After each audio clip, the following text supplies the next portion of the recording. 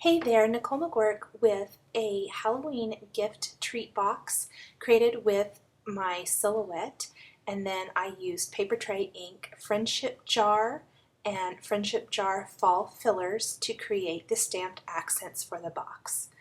So the first thing I did was resize this silhouette adorable box image about as big as it would go to fill an 8.5 by 12 sheet of paper.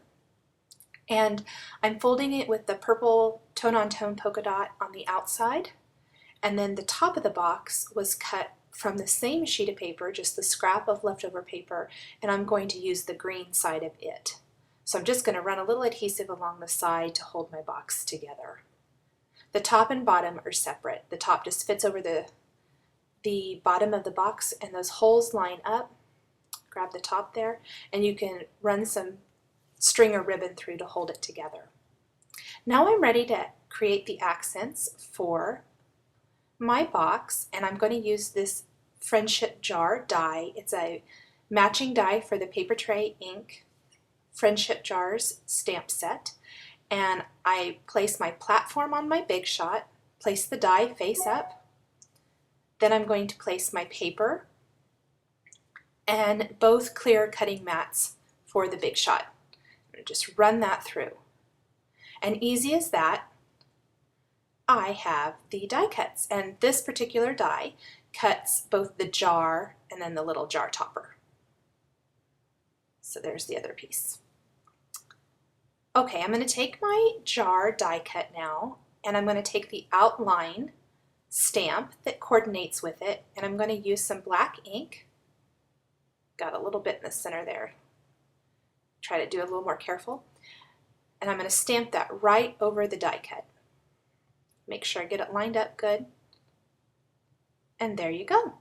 And I already stamped the top of this. I thought I was recording and I wasn't. Sorry about that. I stamped a greeting and a little spider using the spiders from the fall fillers set, and the greeting is from a different set. I will list that on my blog post.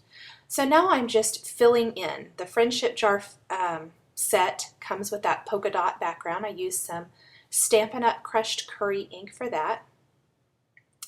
And then I'm using different stamps from the fall fillers set, the spider web and the spider, and the little dotted frame for the label. The label and the little scallop and little pieces that can go around the top of the jar are all from the Friendship Jar stamp set or the Friendship Jar fall fillers stamp set. So I'm just adding different stamped layers to these pieces. So there's my little label that says Spooky Sweets. There's a whole bunch of different ones you can use. So that's how it's going to look all put together there on my jar. I'm going to take that little triangle scallop there, or I guess not really a scallop, little piece, and there are a couple different choices. There's a solid stamp choice, and I'm going to use it first with some purple ink. I think this is a shadow ink from Hero Arts. I'm going to stamp that on there, and the shadow inks look a little blotchy until they dry, so they look nicer once they've dried. Then there's also another one that's more of a little outline design, so I'm going to just take some black ink and stamp that right over the more solid one, and that really adds a lot of dimension. I think that looks a lot nicer than just the solid, particularly for this design. And then I die cut the top of my jar from a little scrap piece of paper from the rest of the design, or from the box, and I stamped my lid on the top. And then I simply just have to adhere all of that together. I'm going to use a couple of little pop dots on my label just to give it a little dimension on my jar.